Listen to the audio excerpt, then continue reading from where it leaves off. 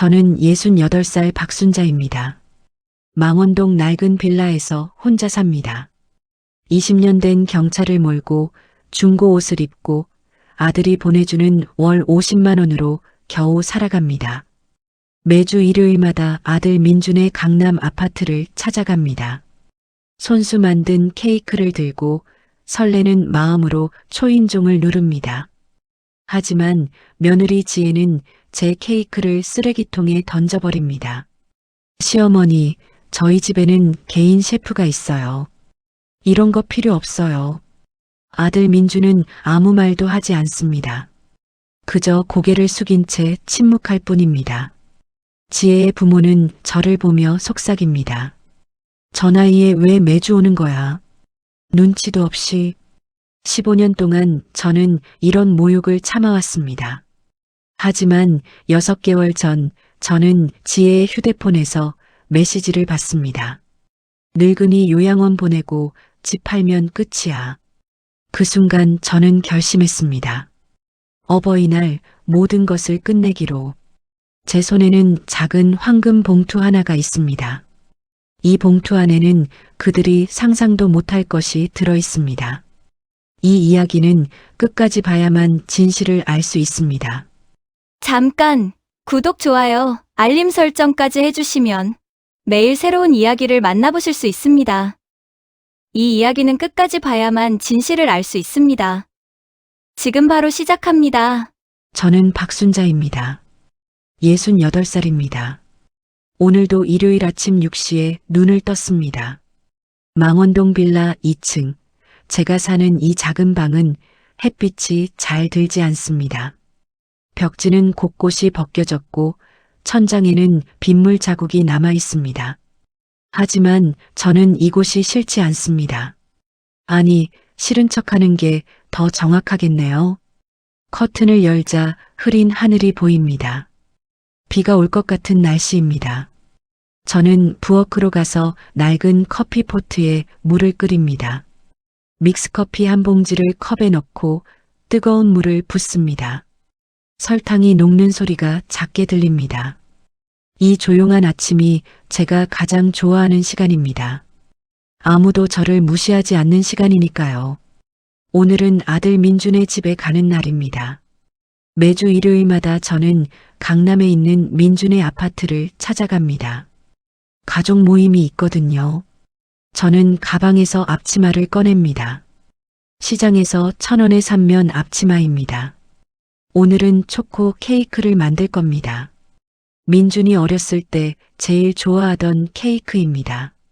냉장고를 열자 재료들이 보입니다. 계란, 밀가루, 설탕, 코코아 가루. 어제 이마트에서 할인할 때 산 것들입니다.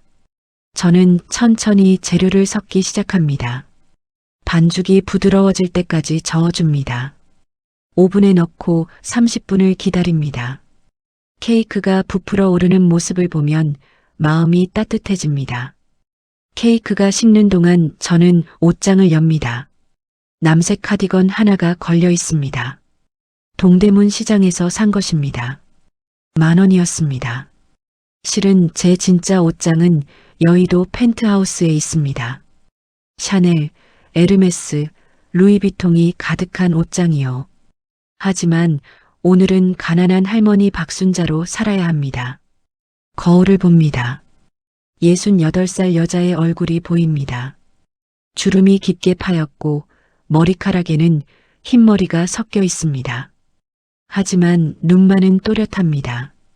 이 눈은 15년간 모든 것을 지켜봐 온 눈입니다. 거짓말과 배신을, 모욕과 학대를 모두 본 눈입니다. 오전 10시 저는 집을 나섭니다. 계단을 내려가며 옆집 아주머니와 마주칩니다. 순자 씨, 오늘도 아들 집 가세요? 네, 일요일마다 가거든요. 좋겠어요. 효자 아들 두고. 저는 그저 미소만 짓습니다. 효자라는 말이 입에서 쓰디쓴 맛으로 번집니다. 주차장에 제 차가 있습니다. 2005년식 모닝입니다. 흰색 페인트는 벗겨졌고 뒷범퍼는 찌그러져 있습니다. 시동을 걸자 엔진이 덜컹거리며 소리를 냅니다. 이 차를 15년째 타고 있습니다. 실제로는 제 차고에 벤츠 S클래스와 렉서스가 있지만요. 하지만 그건 아무도 모릅니다. 망원동에서 강남까지는 40분이 걸립니다. 한강대교를 건너며 창밖을 봅니다. 한강이 잔잔하게 흐르고 있습니다. 저강 건너편 여의도에 제 진짜 집이 있습니다. 45평 펜트하우스, 전망이 아름다운 집입니다. 하지만 저는 그곳으로 가지 않습니다. 오늘은 가난한 할머니로 살아야 하니까요. 강남에 들어서자 풍경이 달라집니다. 높은 빌딩들, 깨끗한 거리, 비싼 차들이 즐비합니다. 민준의 아파트는 청담동에 있습니다. 30층짜리 고급 아파트입니다. 한 채에 25억 원 하는 집입니다. 저는 지하 주차장에 차를 댑니다. 벤츠, BMW, 포르쉐 사이에 낡은 모닝 한 대가 초라하게 서 있습니다. 엘리베이터를 탑니다. 거울에 비친 제 모습이 보입니다. 낡은 카디건, 구겨진 바지, 때 묻은 운동화. 누가 봐도 가난한 할머니입니다. 하지만 저는 압니다. 이 건물의 진짜 주인이 누구인지. 22층에서 내립니다. 복도를 걸어가며 심호흡을 합니다. 오늘도 연기를 잘해야 합니다. 가난하고 초라하고 의지할 곳 없는 할머니 역할을요. 2202호 앞에 섭니다. 초인종을 누릅니다. 딩동. 문이 열립니다. 며느리 지혜가 나타납니다. 38살, 키 165cm, 날씬한 몸매입니다. 오늘은 분홍색 실크 원피스를 입었습니다. 목에는 진주 목걸이, 귀에는 다이아몬드 귀걸이가 빛납니다. 제가 사준 것들입니다. 물론 지혜는 그 사실을 모릅니다. 어머니 오셨어요. 지혜의 목소리는 달콤하지만 눈은 차갑습니다. 마치 얼음장 같은 눈입니다. 응, 지혜야. 케이크 만들어 왔어. 저는 케이크 상자를 내밉니다. 지혜는 상자를 받으며 인상을 찡그립니다. 어머니 말씀드렸잖아요. 저희 집에는 개인 셰프가 있다고요. 그녀는 상자를 들고 부엌으로 향합니다. 저는 뒤따라갑니다. 넓은 거실이 보입니다. 50인치 TV, 이탈리아제, 가죽 소파, 크리스털 샹들리에. 모두 제 돈으로 산 것들입니다. 벽에는 민준의 가족 사진이 걸려 있습니다. 민준, 지혜, 그리고 지혜의 부모. 저는 그 사진에 없습니다. 부엌에 들어서자 지혜가 케이크 상자를 엽니다. 초코 케이크가 예쁘게 담겨 있습니다. 제가 3시간 동안 정성껏 만든 케이크입니다. 하지만 지혜는 그것을 보지도 않습니다. 그녀는 상자를 들어 쓰레기통 위로 가져갑니다. 그리고 그대로 버립니다. 쿵. 어머니, 이해하시죠? 저희는 다이어트 중이거든요. 지혜의 목소리는 여전히 달콤합니다. 하지만 그 행동은 칼날처럼 날카롭습니다. 저는 아무 말도 하지 않습니다. 그저 고개만 끄덕입니다. 속으로는 이 모든 장면을 기억합니다. 나중에 필요할 테니까요. 거실로 나오자 아들 민준이 보입니다. 45살, 키 178cm, 잘생긴 얼굴입니다. 검은색 폴로 셔츠를 입고 있습니다. 라코스테 브랜드입니다. 그는 소파에 앉아 노트북을 보고 있습니다. 엄마 오셨어요. 민준의 목소리는 낮고 작습니다. 저를 쳐다보지도 않습니다. 화면만 바라보고 있습니다. 응, 왔다. 저는 민준 옆에 앉으려 합니다. 하지만 지혜가 재빨리 말립니다. 어머니, 거기는 여보 자리예요. 어머니 자리는 저쪽이에요. 지혜는 구석에 있는 낡은 의자를 가리킵니다. 접이식 의자입니다. 등받이도 없는 의자입니다. 저는 그곳으로 갑니다. 의자에 앉자 삐걱 소리가 납니다. 현관문이 열립니다. 지혜의 부모가 들어옵니다. 최대식 65살, 키 170cm, 배가 나온 남자입니다. 김영숙 62살, 키 160cm, 파마머리 여자입니다. 두 사람은 쇼핑백을 잔뜩 들고 있습니다. 백화점 로고가 찍힌 가방들입니다. 아이고, 순자 씨 왔네. 영숙의 목소리에는 반가움이 없습니다. 오히려 귀찮다는 표정입니다. 네, 왔습니다. 매주 일요일마다 오시네. 집에서 쉬시지. 대식이 중얼거립니다. 저한테 하는 말인지 영숙한테 하는 말인지 모르겠습니다. 영숙이 쇼핑백을 소파에 놓습니다. 지혜야, 백화점에서 구두 2켤레 샀어. 하나는 빨간색, 하나는 검은색. 엄마 고마워요. 근데 아빠는 뭐 샀어요? 아빠는 골프채 샀지. 300만 원짜리. 영숙이 웃으며 말합니다. 저는 그 대화를 들으며 계산합니다. 구두 2켤레에 100만 원, 골프채 300만 원. 오늘 하루 쇼핑으로 400만 원을 썼습니다. 모두 민준의 카드로 결제했겠죠. 아니, 정확히는 제 돈으로요. 매달 제가 보내는 1000만 원 중에서요. 민준이 노트북을 덮습니다. 점심 먹으러 갈까요? 어디로? 지혜가 묻습니다. 청담동 일식집 어때요? 저번에 갔던 곳. 좋아요. 거기 초밥 맛있었잖아요. 저는 조용히 묻습니다. 나도 같이 가도 되니? 순간 거실이 조용해집니다. 민준, 지혜, 대식, 영숙 모두 저를 쳐다봅니다. 마치 이상한 질문을 들은 것처럼요. 어머니, 거기는 1인당 15만 원 하는 곳이에요. 지혜가 말합니다. 어머니 한 달 용돈이 50만 원이잖아요. 한 끼에 15만 원 쓰시면 어떡해요. 지혜의 말은 논리적입니다. 하지만 그 속에 담긴 의미는 명확합니다. 당신은 우리 식사에 낄 자격이 없어요. 그럼 나는 집에서 먹을게. 저는 담담하게 말합니다. 표정 하나 변하지 않습니다. 15년 동안 연습한 표정이니까요. 냉장고에 라면 있을 거예요. 그거 드세요. 영숙이 무심하게 말하고는 방으로 들어갑니다. 저는 접이식 의자에 앉아 그들을 봅니다. 민주는 고개를 숙이고 있습니다. 무언가 말하고 싶지만 참는 표정입니다.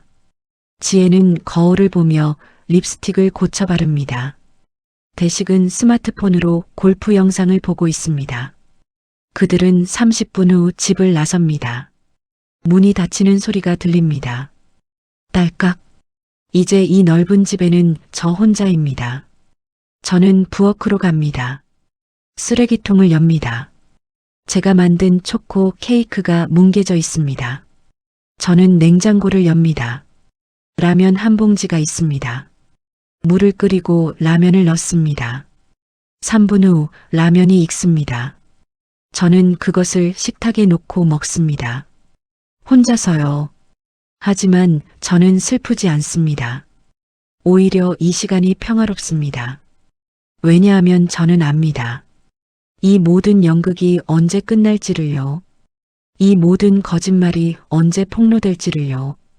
창밖을 봅니다. 비가 내리기 시작합니다. 빗방울이 유리창을 타고 흐릅니다. 마치 눈물처럼요.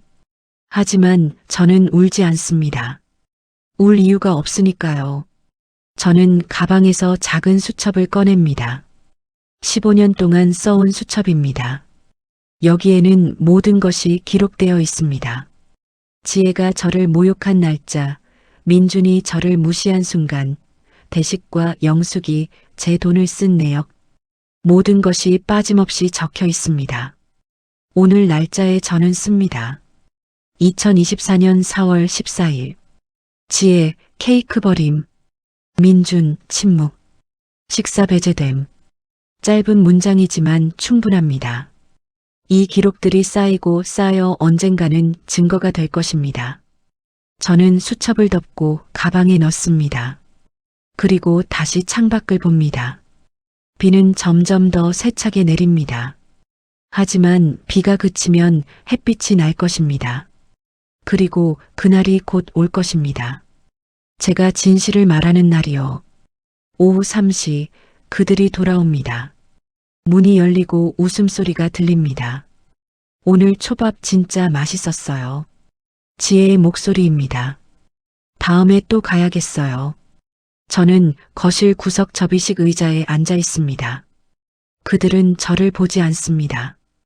마치 제가 가구의 일부인 것처럼요. 저는 그들을 봅니다. 웃고 있는 그들을 봅니다. 그리고 속으로 생각합니다.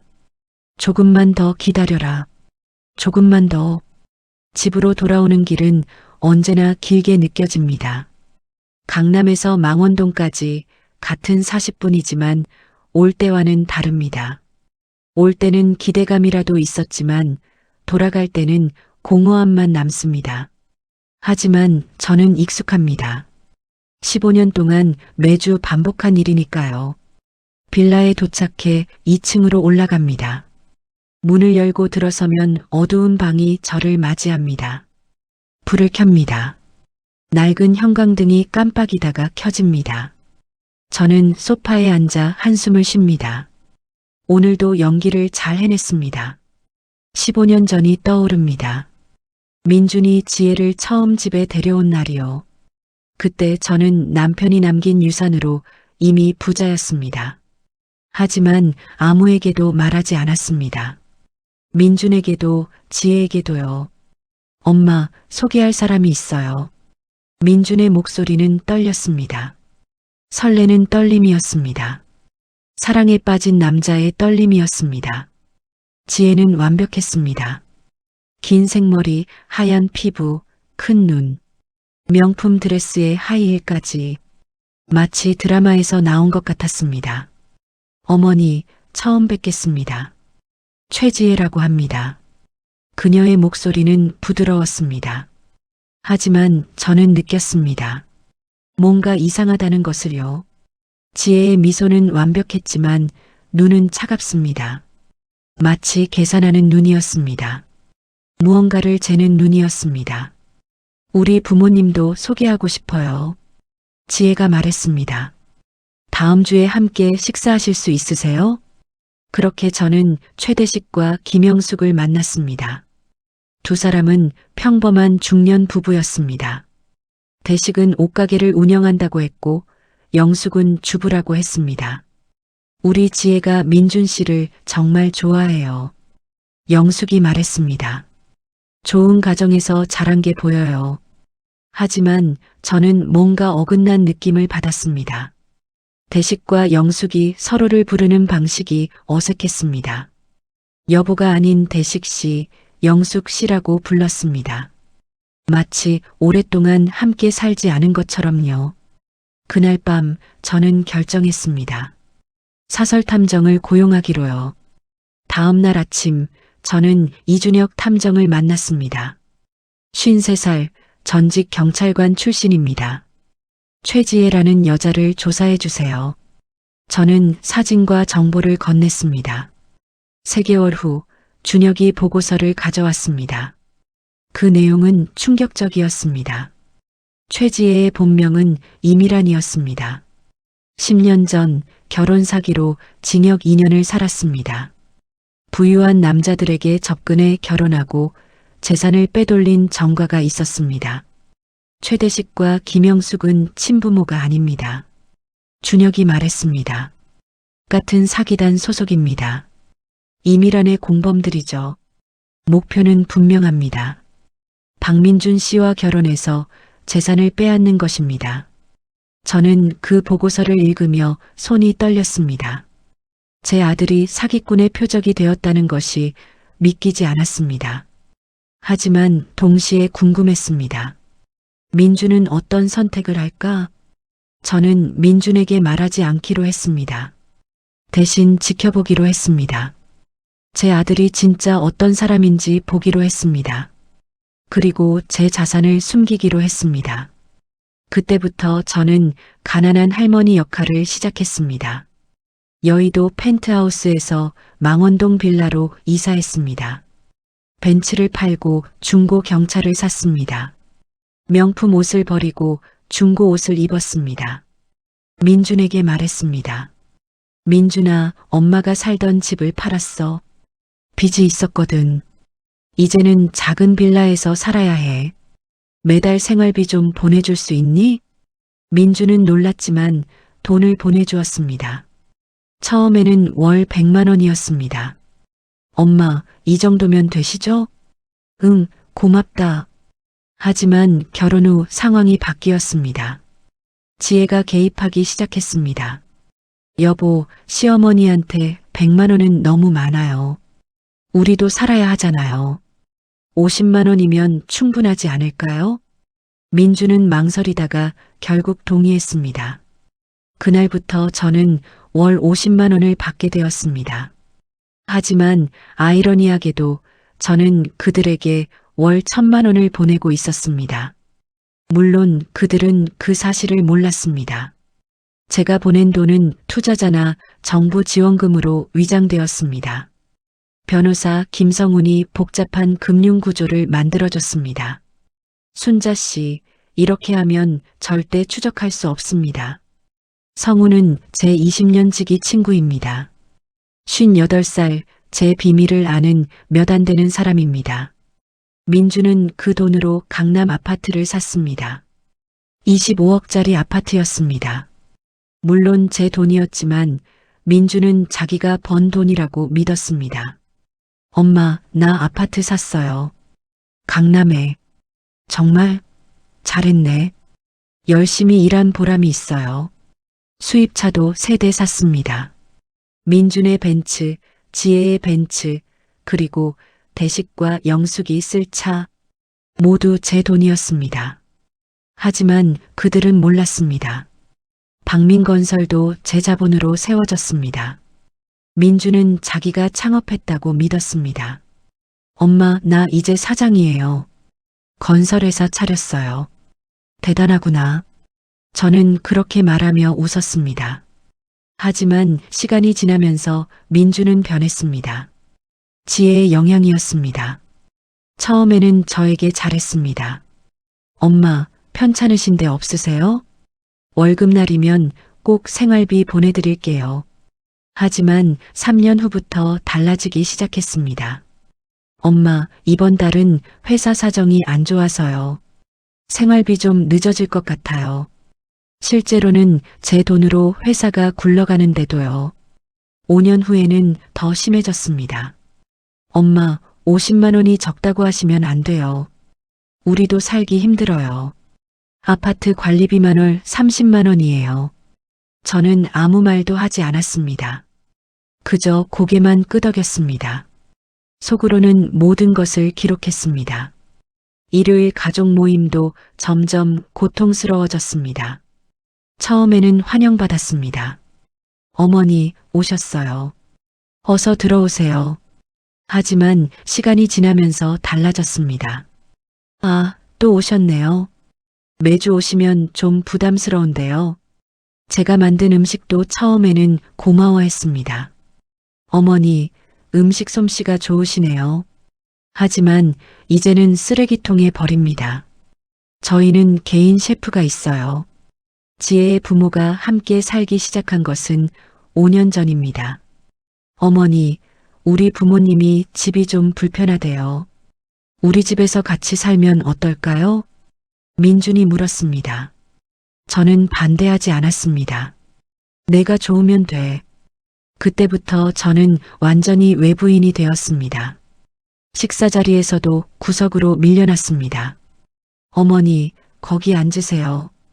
접이식 의자예요. 대화에서도 배제되었습니다. 제 의견은 무시되었습니다.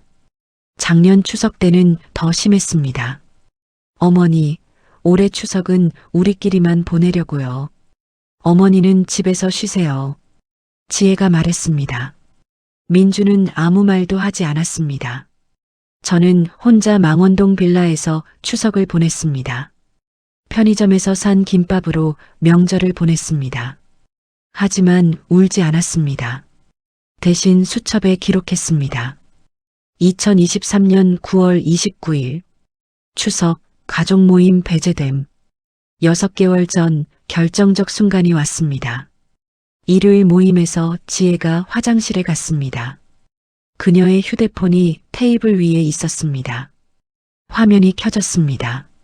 메시지 알림이 떴습니다. 저는 보지 않으려 했습니다. 하지만 첫 줄이 눈에 들어왔습니다. 언니, 늙은이 요양원 보냈어? 지혜 언니의 메시지였습니다. 저는 주위를 둘러봤습니다. 민주는 서재에서 전화 중이었습니다.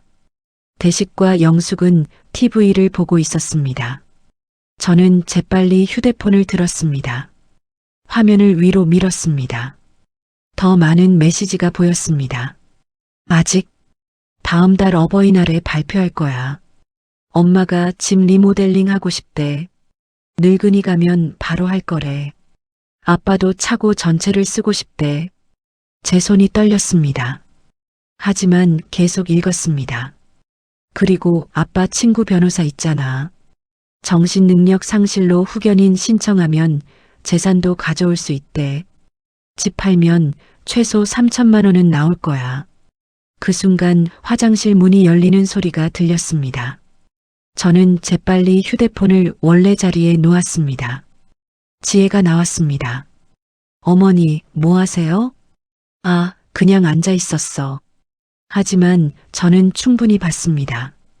그들의 계획을요. 저를 요양원에 보내고 집을 팔고 재산을 빼앗으려는 계획을요. 그날 밤 저는 성훈에게 전화했습니다. 성훈아, 계획을 앞당겨야겠어. 무슨 일이에요? 저는 모든 것을 말했습니다. 순자 씨, 이제 때가 된 것 같네요. 성훈이 말했습니다. 15년 동안 기다렸잖아요. 어버이날에 모든 걸 끝내는 게 어때요? 저는 동의했습니다. 그날부터 우리는 완벽한 계획을 세웠습니다.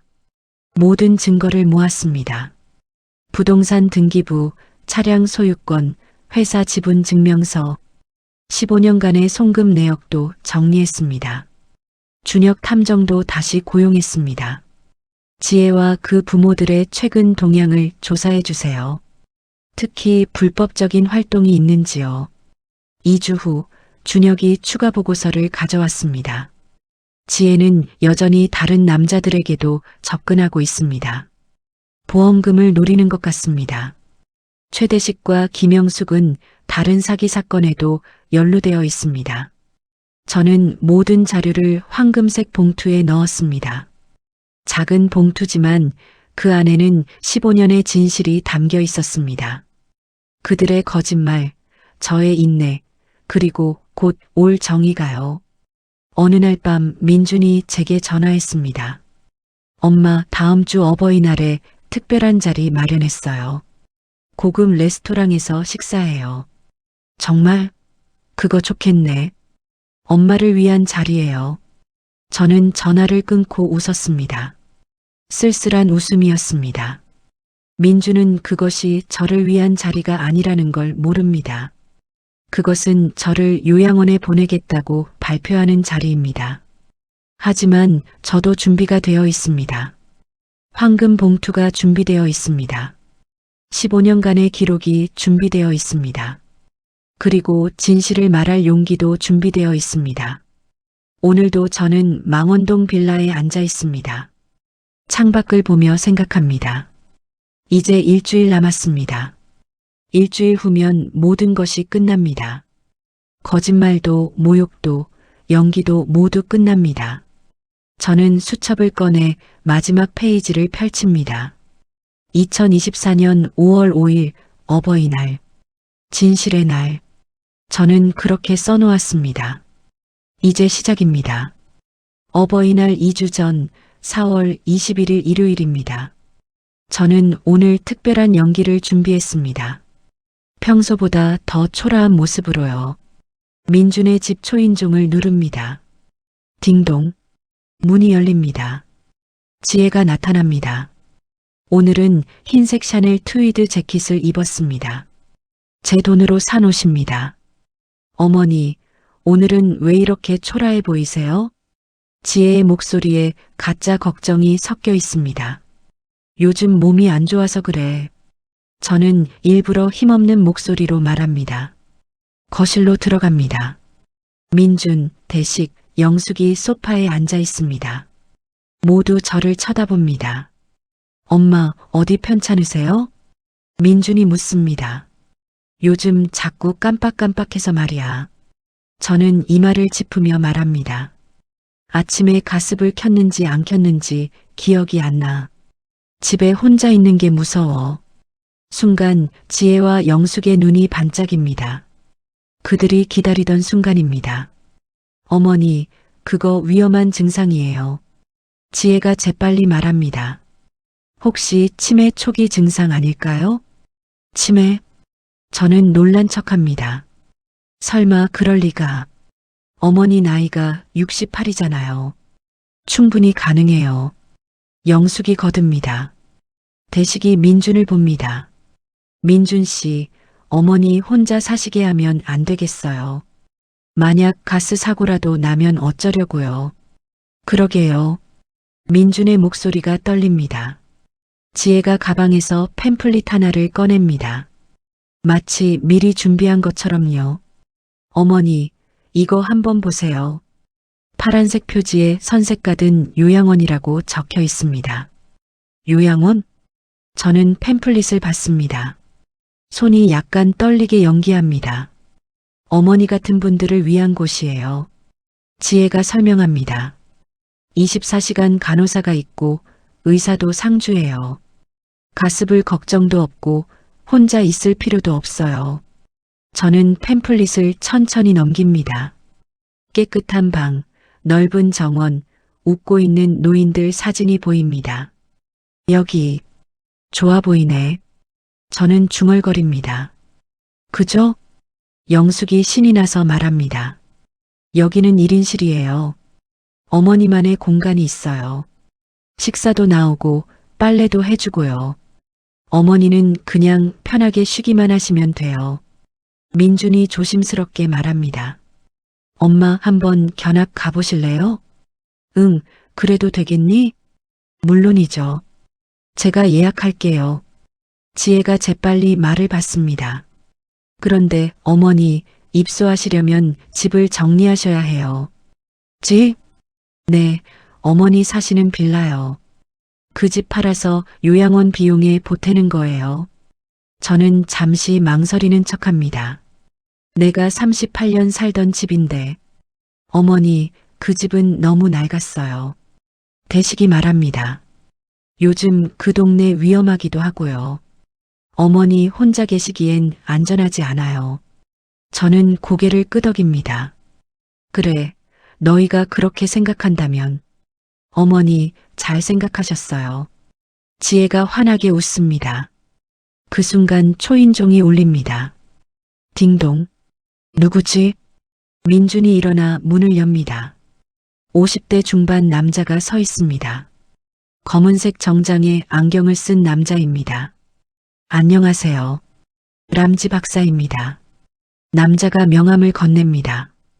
초대해 주셔서 감사합니다. 민준이 당황한 표정을 짓습니다. 제가 초대한 게 아닌데요? 제가 초대했어요. 지혜가 나섭니다. 람지 박사님은 노인 정신건강 전문이세요. 어머니 상태를 한번 봐드리시라고 모셨어요.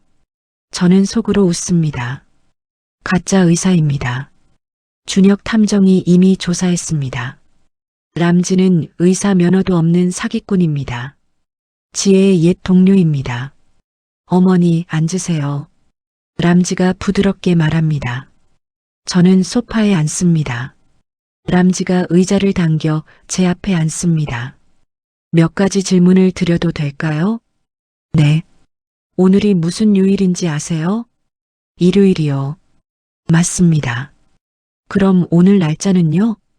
4월 21일? 저는 일부러 불확실하게 대답합니다. 좋습니다. 그럼 지금 계신 곳이 어디죠? 아들 집이요. 강남.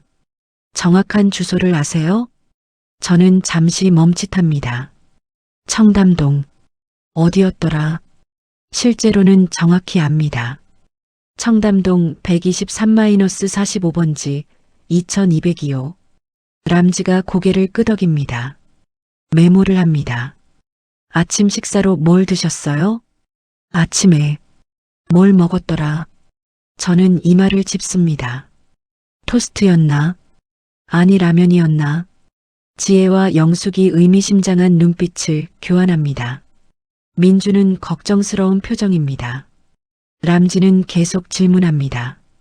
100에서 7씩 빼보세요. 93, 86, 79. 저는 일부러 더듬거립니다. 72, 아니 71.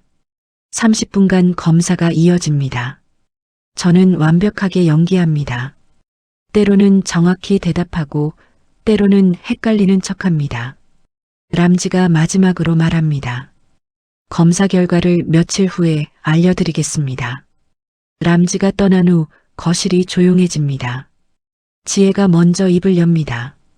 봤죠? 어머니 상태가 심각해요. 요양원에 빨리 모셔야 해요. 민준이 고개를 숙입니다. 엄마가 저렇게 안 좋은 줄 몰랐어요. 그러니까 어서 결정하세요. 영숙이 다그칩니다. 저는 그들을 조용히 봅니다. 완벽한 연기였습니다. 그들은 완전히 속았습니다. 이제 함정에 들어왔습니다. 집으로 돌아와 저는 성훈에게 전화합니다. 성훈아, 계획대로 진행됐어. 그들이 완전히 믿은 것 같아? 완전히. 가짜 의사까지 동원했어. 좋아. 이제 마지막 준비만 하면 돼. 다음 날 저는 준혁을 만납니다. 조용한 카페에서 만났습니다. 준혁이 서류 봉투를 건넵니다. 순자 씨, 이게 최종 보고서예요. 저는 봉투를 엽니다. 지혜의 과거 전과 기록이 있습니다. 본명 이미란, 1986년생, 2012년 결혼 사기로 징역 2년, 2014년 출소 후 이름을 최지혜로 변경, 2015년 민준에게 접근, 최대식과 김영숙은 친부모가 아닙니다. 준혁이 설명합니다. 같은 사기단 일원이에요. 3명이 한 팀으로 움직입니다. 부유한 남자를 타깃으로 정해서 접근하는 거죠. 지금까지 몇 명이나? 제가 묻습니다. 민준 씨 포함해서 5명입니다. 이전 4명은 모두 재산을 잃었어요. 저는 손을 떨며 서류를 읽습니다. 피해자 명단이 있습니다. 김상현 47세, 재산 12억 손실. 이동욱 52세, 재산 8억 손실. 박진수 45세, 재산 15억 손실.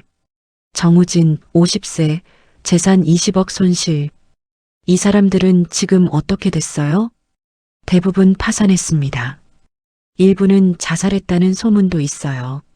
저는 서류를 덮습니다.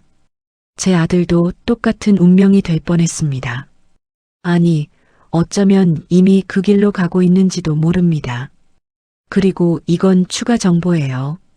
준혁이 다른 서류를 건넵니다. 지혜가 5년 전부터 민준 씨를 협박하고 있었어요. 협박? 네. 민준 씨가 회사 초기에 허위 서류를 작성한 적이 있어요. 지혜가 그 증거를 갖고 있습니다. 만약 이혼하면 경찰에 신고하겠다고 위협했어요. 저는 숨이 멎는 것 같습니다. 그래서 민준이 저에게 말하지 못한 겁니다. 그래서 지혜의 학대를 참아온 겁니다. 두려워서, 겁이 나서. 민준 씨는 피해자이기도 해요. 준혁이 말합니다. 하지만 동시에 가해자가 됐죠. 어머니를 모욕하고 요양원에 보내려 한 것은 사실이니까요. 저는 고개를 끄덕입니다. 민준은 피해자이자 가해자입니다. 구원받을 자격이 있는지 없는지 모르겠습니다. 그날 밤 저는 민준에게 전화합니다. 민준아, 나야. 엄마, 무슨 일이세요? 혹시 나한테 할 말 없니? 전화기 너머로 침묵이 흐릅니다. 무슨 말씀이세요? 민준의 목소리가 떨립니다. 힘든 일 있으면 엄마한테 말해. 엄마가 도와줄 수 있어. 또 침묵입니다. 긴 침묵입니다. 저는 기다립니다. 민준이 진실을 말하기를, 엄마, 하고 도와달라고 하기를. 하지만 민준은 말합니다. 괜찮아요, 엄마. 저 잘 지내고 있어요. 걱정 마세요. 전화가 끊어집니다. 뚝. 저는 휴대폰을 내려놓습니다. 마지막 기회를 줬습니다. 하지만 민준은 선택하지 않았습니다. 이제 저도 선택해야 합니다. 어버이날에 모든 것을 폭로할 것인가? 아니면 한 번 더 기회를 줄 것인가? 저는 황금 봉투를 꺼냅니다. 작은 봉투지만 무겁습니다. 15년의 무게입니다. 진실의 무게입니다. 봉투 안에는 모든 증거가 있습니다. 부동산 등기부등본 10장, 차량 소유권 증명서 3장, 회사 지분 증명서 1장, 15년간 송금 내역 500페이지, 지혜의 전과 기록 50페이지, 녹음 파일 USB 1개. 저는 봉투를 다시 넣습니다. 가방 안쪽 주머니에 넣습니다. 안전하게. 어버이날까지 이제 10일 남았습니다. 10일 후면 모든 것이 끝납니다. 15년간의 거짓말이 끝납니다. 15년간의 모욕이 끝납니다. 15년간의 연기가 끝납니다. 저는 거울을 봅니다. 68세 여자가 보입니다. 하지만 이제는 다릅니다. 눈빛이 다릅니다. 더 이상 슬프지 않습니다. 더 이상 약하지 않습니다. 저는 진짜 박순자로 돌아갈 준비가 되었습니다. 150억 자산가로, 당당한 여자로, 아무에게도 무시당하지 않는 여자로, 다음 주 일요일 4월 28일 마지막 리허설이 있습니다. 지혜가 요양원 견학을 예약했습니다. 저는 가기로 했습니다. 연기의 마지막 무대니까요. 그날 아침 민준이 차로 데리러 왔습니다. 혼자 왔습니다. 엄마 타세요. 저는 조수석에 앉습니다. 운전하는 내내 민준은 말이 없습니다. 저도 말이 없습니다. 어색한 침묵만 흐릅니다. 요양원에 도착합니다. 선색가든이라는 간판이 보입니다. 겉으로는 깨끗해 보입니다. 하지만 저는 압니다. 준혁이 조사했습니다. 이곳은 노인 학대로 고발당한 곳입니다. 원장이 나와 반깁니다. 어서 오세요. 박순자 어르신이시죠? 네. 이쪽으로 오세요. 1인실을 보여줍니다. 작은 방입니다. 침대 하나, 책상 하나, 의자 하나. 창문은 작고 햇빛이 잘 들지 않습니다. 여기서 편하게 지내실 수 있어요. 원장이 말합니다. 식사는 하루 3끼 제공되고요. 간호사가 24시간 상주합니다. 저는 방을 둘러봅니다. 민주는 문 밖에 서 있습니다. 들어오지도 않습니다. 그저 멀리서 바라보고 있을 뿐입니다. 민준아. 저는 그를 부릅니다. 민준이 방으로 들어옵니다. 네, 엄마. 여기 좋은 것 같니? 저는 조용히 묻습니다. 민준은 대답하지 못합니다. 고개만 끄덕입니다. 저는 그의 눈을 봅니다. 민준의 눈에는 죄책감이 있습니다. 미안함이 있습니다. 하지만 용기는 없습니다. 그래, 여기로 올게. 저는 말합니다. 민준이 놀란 얼굴로 저를 봅니다. 엄마, 정말이요? 응, 너희가 그렇게 원한다면. 돌아오는 차 안에서도 침묵입니다. 하지만 이번에는 다른 침묵입니다. 민주는 핸들을 꽉 쥐고 있습니다. 손이 하얗게 변할 정도로. 민준아. 네, 엄마. 엄마가 너를 사랑한다는 거 알지? 민준의 눈에 눈물이 고입니다. 알아요, 엄마. 그럼 됐어. 저는 창밖을 봅니다. 이제 7일 남았습니다. 7일 후 어버이날. 모든 것이 끝나는 날입니다. 2024년 5월 5일 어버이날입니다. 저는 오전 9시에 눈을 뜹니다. 오늘이 그날입니다. 15년을 기다린 날입니다. 샤워를 하고 옷을 입습니다. 오늘은 특별한 옷을 골랐습니다. 진한 와인색 원피스입니다. 실크 소재의 우아한 디자인입니다. 망원동 빌라 옷장에 숨겨뒀던 옷입니다. 거울을 봅니다. 머리를 단정하게 빗었습니다. 가벼운 화장도 했습니다. 진주 목걸이를 목에 겁니다. 어머니가 물려주신 목걸이입니다. 가방을 챙깁니다. 검은색 명품 핸드백입니다. 그 안에 황금 봉투가 들어 있습니다. 작은 봉투이지만 오늘의 주인공입니다. 오후 5시 민준이 차로 데리러 왔습니다. 초인종이 울립니다. 문을 열자 민준이 서 있습니다. 그는 제 모습을 보고 잠시 멈칫합니다. 엄마, 오늘 달라 보이세요. 그래. 저는 웃으며 대답합니다. 특별한 날이잖니. 차에 탑니다. 민준의 벤츠입니다. 아니, 정확히는 제 벤츠입니다. 제 돈으로 산 차니까요. 엄마, 오늘 레스토랑에 사람들이 좀 많아. 민준이 운전하며 말합니다. 지혜가 친구들을 초대했대요. 그래, 괜찮아. 민준은 불안해 보입니다. 핸들을 꽉 쥔 손이 떨리고 있습니다. 뭔가 잘못될 것 같은 예감이 드는 걸까요? 하지만 이미 늦었습니다. 청담동 고급 레스토랑에 도착합니다. 라 메종 블랑시라는 간판이 보입니다. 1인당 20만 원 하는 프랑스 레스토랑입니다. 발레 파킹 직원이 차 키를 받아갑니다. 레스토랑 안으로 들어갑니다. 화려한 샹들리에가 천장에 매달려 있습니다. 흰색 테이블보, 은색 식기, 크리스털 와인잔이 빛납니다.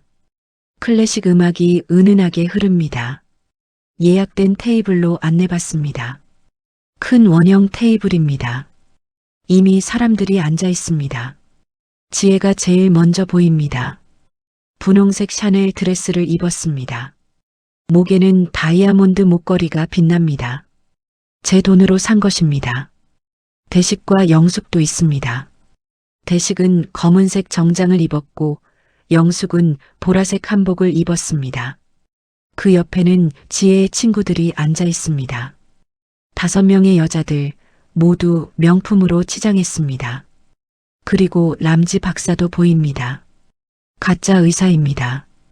오늘의 증인 역할을 하러 온 것입니다. 어머니 오셨어요. 지혜가 일어나 인사합니다. 하지만 그녀의 눈은 제 옷을 훑어봅니다. 의아한 표정입니다. 어머니, 오늘 왜 이렇게 차려입으셨어요? 특별한 날이잖니. 저는 담담하게 말합니다.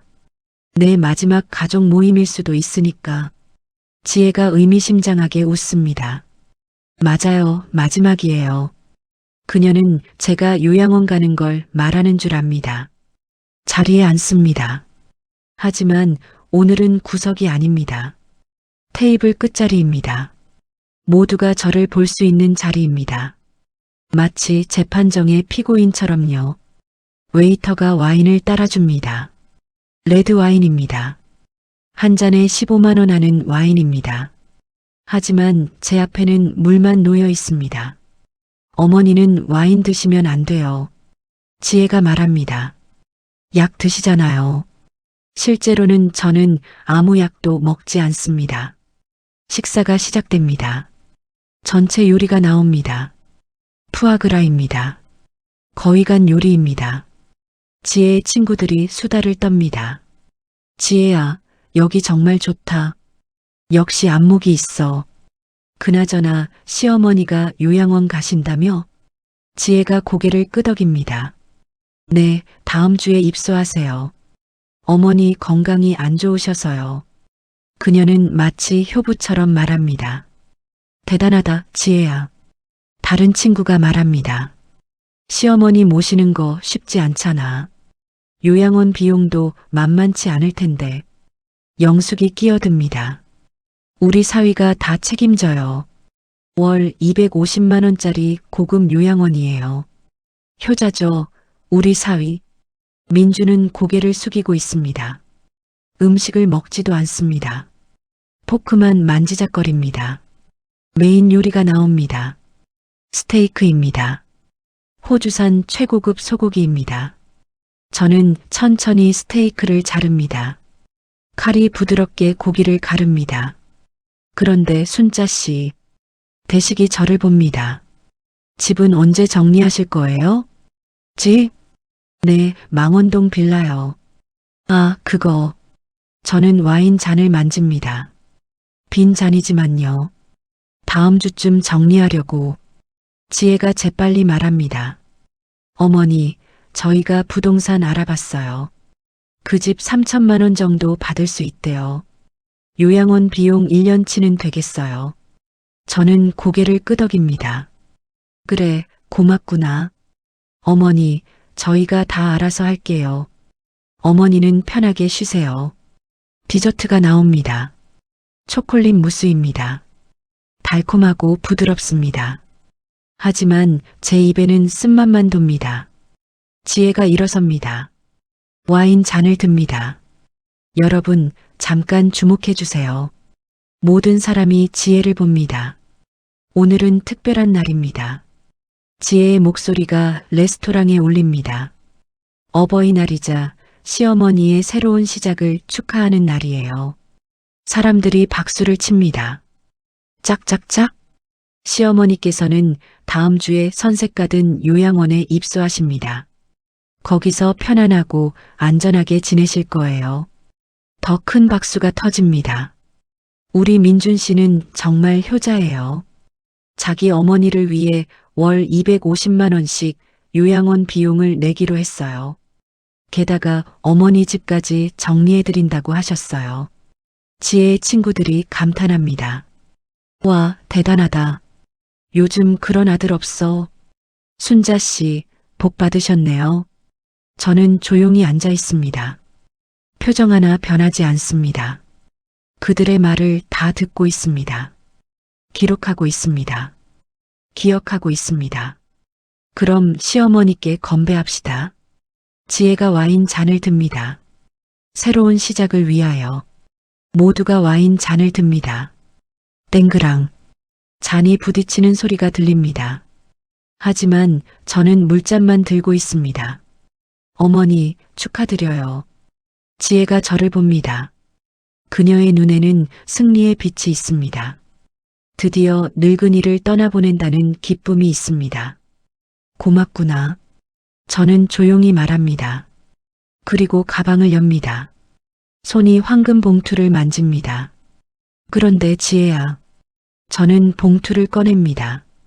엄마도 선물이 하나 있어. 지혜가 봉투를 봅니다. 선물이요?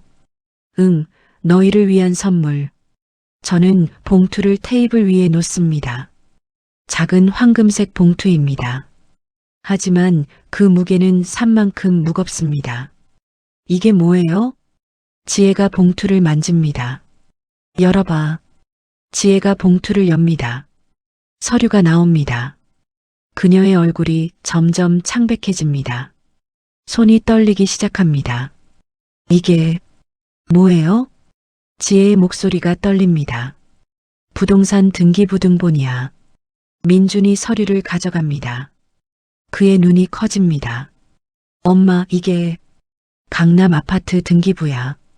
레스토랑이 조용해집니다. 모두가 우리를 봅니다. 보면 알겠지만 소유주가 누구지? 민준이 서류를 읽습니다. 박순자. 그의 목소리가 거의 들리지 않습니다. 맞아, 박순자. 저는 차분하게 말합니다. 너희가 살고 있는 강남 아파트는 내 거야. 15년 전에 내가 25억 주고 산 거야. 지혜가 소리칩니다. 말도 안 돼요. 어머니는 가난하잖아요. 망원동 빌라에서 월 50만 원으로 사시잖아요. 저는 미소 짓습니다. 그건 연기였어. 15년 동안 한 연기. 저는 다른 서류를 꺼냅니다. 이건 차량 소유권 증명서야. 민준이 내가 타는 은색 벤츠. 지혜 내가 타는 빨간 벤츠. 대식 씨와 영숙 씨가 타는 검은 벤츠. 세 대 모두 내 이름으로 등록되어 있어. 대식과 영숙이 벌떡 일어납니다. 말도 안 돼. 우리 차는 민준이 선물한 거야. 민준이 무슨 돈으로? 저는 다음 서류를 꺼냅니다. 박민건설 주식 지분 증명서. 회사의 80%가 내 거야. 민준이 서류를 떨어뜨립니다. 서류들이 바닥에 흩어집니다. 엄마, 이게 무슨... 그리고 이건 은행 송금 내역이야. 저는 두꺼운 서류 뭉치를 꺼냅니다. 지난 15년간 매달 1,000만 원씩 내가 너희에게 보낸 돈, 총 18억 원. 레스토랑이 숨소리도 들리지 않을 만큼 조용합니다. 지혜의 친구들이 입을 벌리고 있습니다. 람지 박사는 서둘러 자리를 뜹니다. 불가능해요. 지혜가 중얼거립니다. 어머니는 가난한 할머니예요. 낡은 차 타고 중고 옷 입고 연기였다니까. 저는 일어섭니다. 15년 동안 너희를 지켜보기 위한 연기. 너희가 진짜 어떤 사람들인지 보기 위해서. 저는 테이블을 천천히 둘러봅니다. 모든 사람을 하나하나 봅니다. 그리고 너희가 뭘 했는지 다 봤어. 내가 만든 케이크를 쓰레기통에 버린 것. 나를 식사 자리에서 배제한 것. 나를 투명인간 취급한 것. 나를 요양원에 보내려 한 것. 내 집을 팔아 돈을 챙기려 한 것. 지혜가 의자에 주저앉습니다. 영숙은 얼굴이 새하얗게 변했습니다. 대식은 말을 못하고 입만 벙긋거립니다. 그래서 오늘부로 모든 것을 회수한다. 저는 휴대폰을 꺼냅니다.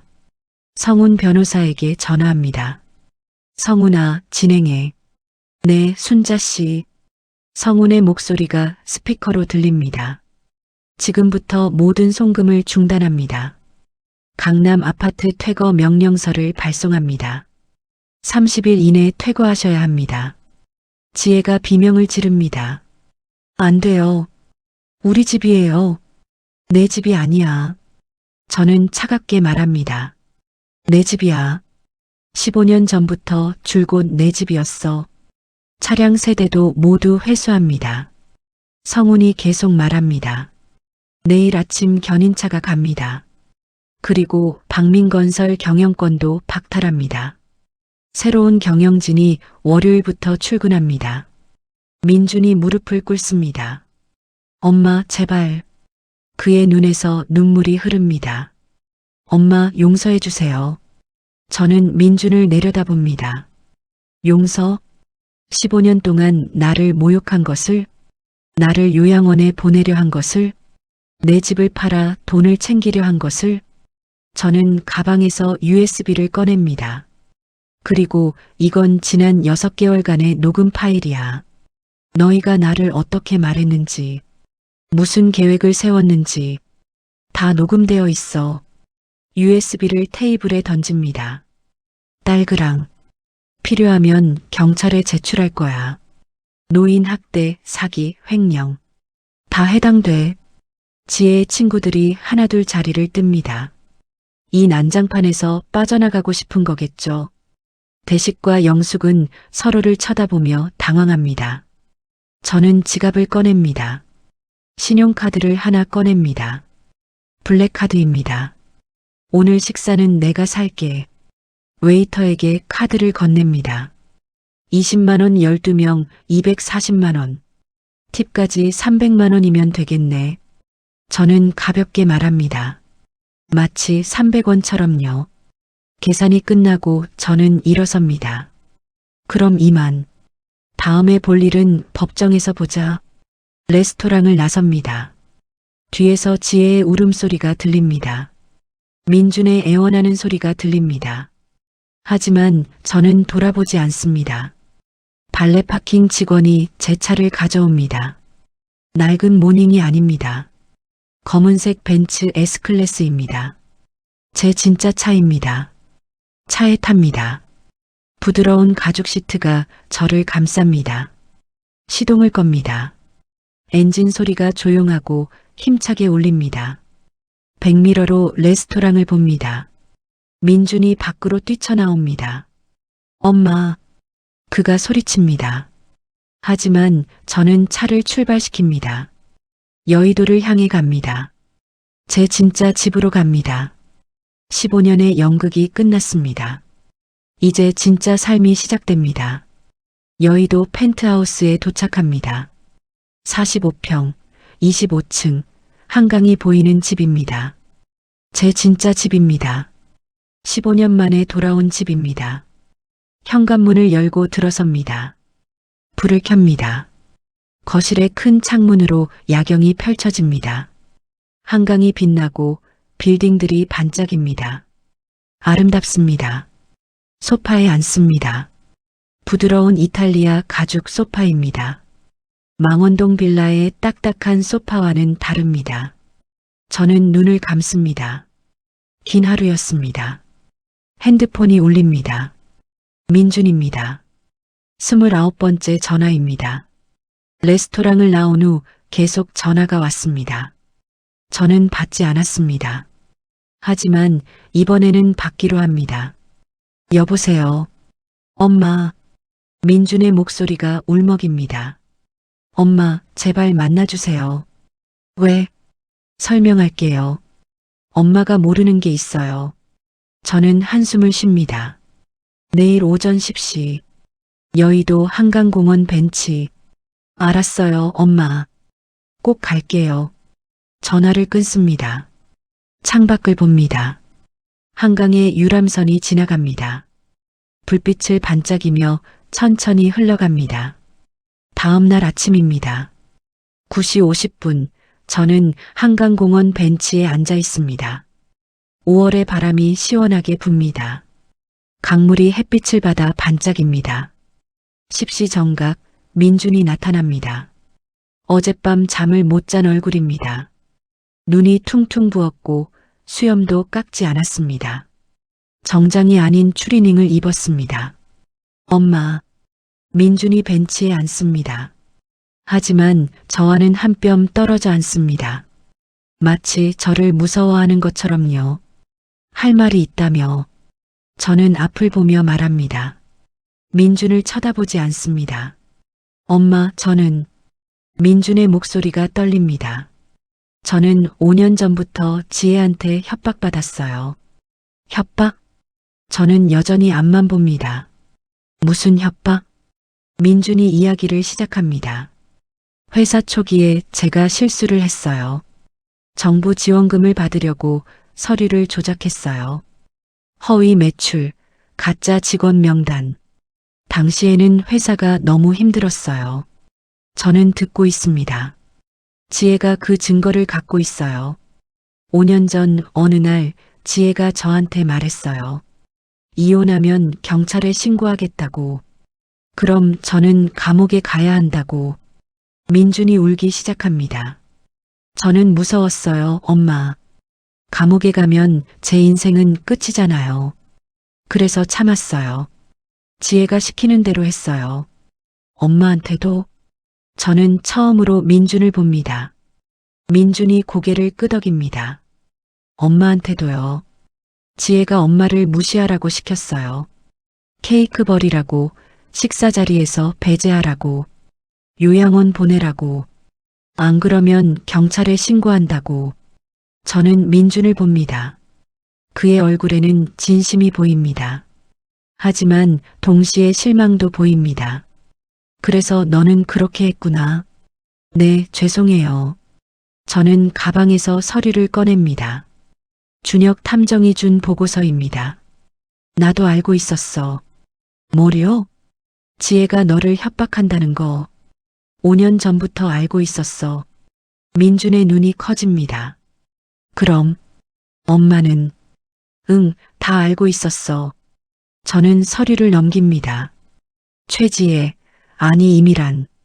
본명, 전과 기록, 과거 사기 이력. 다 알고 있었어. 민준이 서류를 받습니다. 손이 떨립니다. 엄마가 언제부터? 15년 전부터. 너희가 결혼하기 전부터. 사설탐정을 고용해서 조사했어. 지혜가 사기꾼이라는 걸 알았어. 최대식, 김영숙이 친부모가 아니라는 것도 알았어. 민준이 서류를 떨어뜨립니다. 그럼 왜 말씀 안 하셨어요? 왜 15년 동안 가만히 계셨어요? 저는 한강을 봅니다. 너를 시험하려고. 시험? 응, 시험. 나는 너를 믿고 싶었어. 사기꾼과 결혼해도 협박을 받아도 결국에는 엄마한테 말할 거라고. 도와달라고 할 거라고. 저는 민준을 봅니다. 하지만 너는 하지 않았어. 5년 동안, 아니 15년 동안 단 한 번도 나한테 진실을 말하지 않았어. 민준이 땅을 봅니다. 죄송해요, 엄마. 죄송하다고 다야? 저의 목소리가 처음으로 높아집니다. 너는 피해자였어, 민준아. 하지만 동시에 가해자가 됐어. 나를 모욕하고 무시하고 요양원에 보내려 했잖아. 그게 협박 때문이었다 해도 너는 한 거야. 민준이 고개를 숙입니다. 엄마, 용서해 주세요. 용서? 저는 쓴웃음을 짓습니다. 용서는 쉬운 거야, 민준아. 나는 너를 용서해. 너는 내 아들이니까. 하지만 용서와 신뢰는 달라. 저는 일어섭니다. 신뢰는 행동으로 쌓는 거야. 말로 되는 게 아니야. 민준도 일어섭니다. 엄마, 기회를 주세요. 기회? 저는 민준을 똑바로 봅니다. 좋아, 기회를 줄게. 하지만 내 방식대로. 3년. 3년? 응, 3년 동안 내 도움 없이 살아봐. 내 돈, 내 집, 내 차, 내 회사 없이. 민준의 얼굴이 창백해집니다. 온전히 내 힘으로 살아봐. 아르바이트를 하든 작은 회사에 취직하든 내가 선택해. 3년 후 그때 너를 다시 평가하겠어. 진짜 변했는지 안 변했는지 그때 다시 결정할게. 민준이 눈물을 흘립니다. 엄마, 저는 할 수 있어? 저는 조용히 묻습니다. 민준이 고개를 끄덕입니다. 할게요, 엄마. 약속해요. 좋아. 저는 지갑에서 명함을 꺼냅니다. 성훈 변호사 명함입니다. 지혜 문제는 이 변호사한테 맡겨. 사기죄, 공갈죄로 고소할 거야. 그리고 너의 서류 조작건도 해결해 줄 거야. 정부에 자진신고하고 벌금 내면 돼. 감옥은 안 가. 민준이 명함을 받습니다. 고맙습니다, 엄마. 고맙다는 말 하지 마. 넌 아직 아무것도 안 했어. 3년 후에 해. 알겠어요. 저는 돌아섭니다. 엄마. 민준이 부릅니다. 저는 멈춥니다. 사랑해요. 저는 대답하지 않습니다. 그냥 걸어갑니다. 뒤돌아보지 않고 걸어갑니다. 눈물이 나려 하지만 참습니다. 3일 후 뉴스가 나왔습니다. 결혼 사기 전문 일당 검거. 이미란 38, 최대식 65, 김영숙 62 구속. 피해액 총 55억 원 추정. 저는 뉴스를 보며 차를 마십니다. 여의도 펜트하우스 거실입니다. 끝났습니다. 15년의 거짓말이 끝났습니다. 그날부터 제 새로운 삶이 시작되었습니다. 더 이상 가난한 할머니 역할은 없습니다. 더 이상 숨어 살지 않습니다.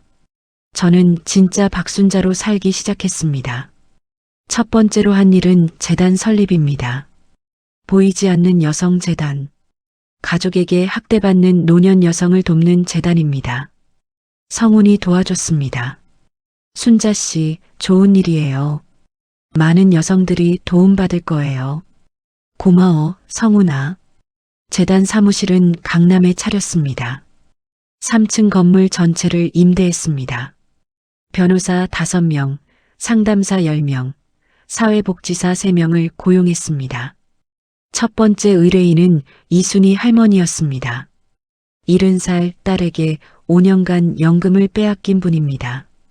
선생님, 저 좀 도와주세요. 순희 할머니가 우셨습니다. 제 딸이 제 돈을 다 가져가요. 우리는 무료 법률 서비스를 제공했습니다. 3개월 후 순이 할머니는 돈을 돌려받았습니다. 딸은 노인학대죄로 기소되었습니다. 고맙습니다, 선생님. 제가 다시 살 수 있게 해주셨어요.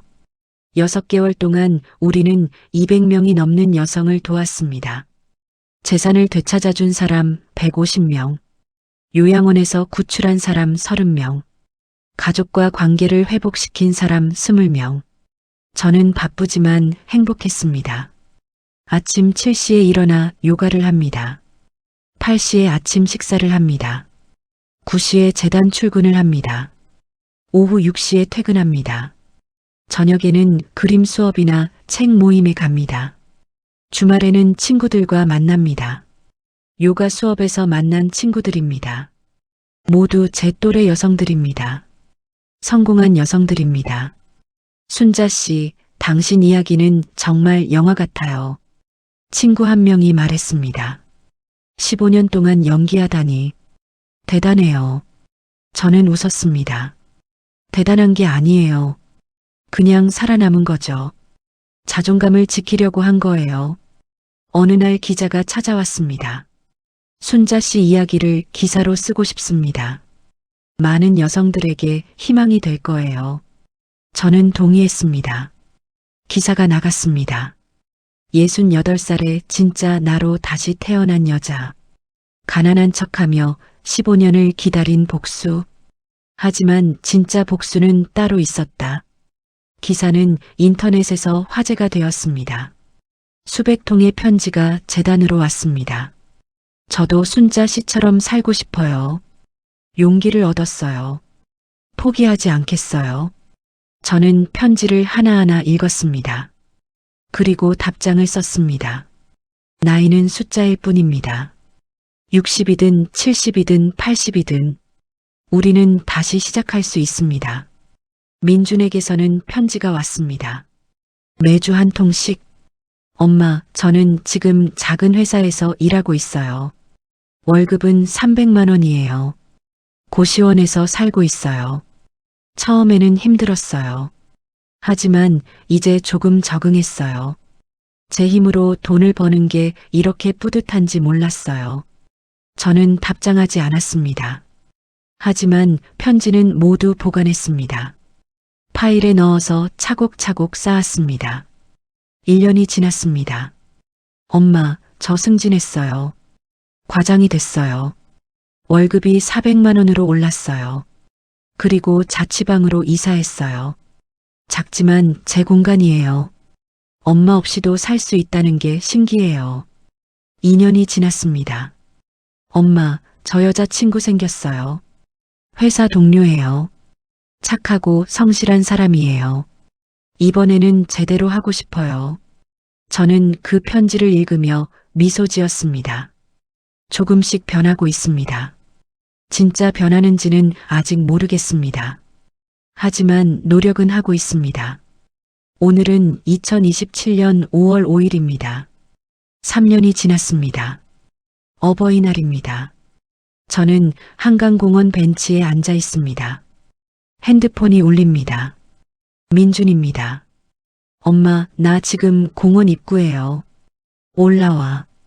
5분 후 민준이 나타납니다. 3년 전과는 다릅니다. 얼굴이 단단해졌습니다. 눈빛이 달라졌습니다. 자신감이 보입니다. 엄마. 민준이 제 옆에 앉습니다. 3년 됐네. 네, 3년 됐어요.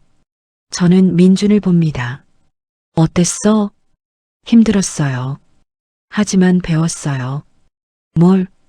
제가 얼마나 나약했는지, 제가 얼마나 엄마한테 기대고 있었는지, 제가 얼마나 무책임했는지.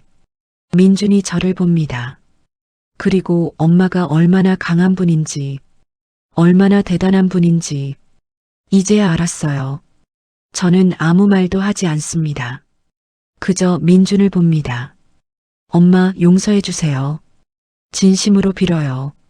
용서는 이미 했어. 저는 조용히 말합니다. 3년 전에. 민준의 눈에 눈물이 맺힙니다. 하지만 신뢰는 다시 쌓아야 해. 알아요. 천천히, 조금씩. 네, 엄마. 저는 가방에서 작은 상자를 꺼냅니다. 이거, 뭐예요? 열어봐. 민준이 상자를 엽니다. 열쇠가 하나 들어 있습니다. 이게 작은 사무실 열쇠야. 신촌에 있어. 10평짜리 작은 공간이야. 거기서 내가 하고 싶은 일 해봐. 민준이 저를 봅니다. 엄마, 조건이 있어. 뭐든지 할게요. 정직하게 해. 네. 그리고 일주일에 한 번 내게 보고해. 사업 내용, 수입, 지출. 알겠어요. 거짓말하면 즉시 회수해. 네, 엄마. 저는 일어섭니다. 가자. 어디요? 밥 먹으러. 엄마랑요? 아니면 혼자 먹을래? 민준이 환하게 웃습니다. 3년 만에 보는 진짜 웃음입니다. 같이 먹어요, 엄마. 가자. 우리는 한강공원을 걸어갑니다. 어머니와 아들이 과거의 상처를 안고, 하지만 새로운 미래를 향해 저는 깨달았습니다. 진짜 복수는 그들을 파괴하는 게 아니라는 것을, 진짜 복수는 내가 진짜 나로 사는 것이라는 것을. 68살에 저는 다시 태어났습니다. 그리고 이제 71살입니다. 저는 여전히 재단을 운영합니다. 여전히 여성들을 돕습니다. 여전히 당당하게 살아갑니다. 민주는 작은 사무실에서 컨설팅 회사를 시작했습니다. 정직하게 일합니다. 매주 저에게 보고합니다.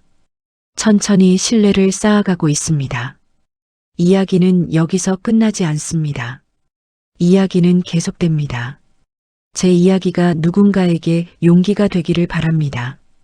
나이는 숫자일 뿐이라는 것을, 우리는 언제든 다시 시작할 수 있다는 것을, 당신도 할 수 있습니다.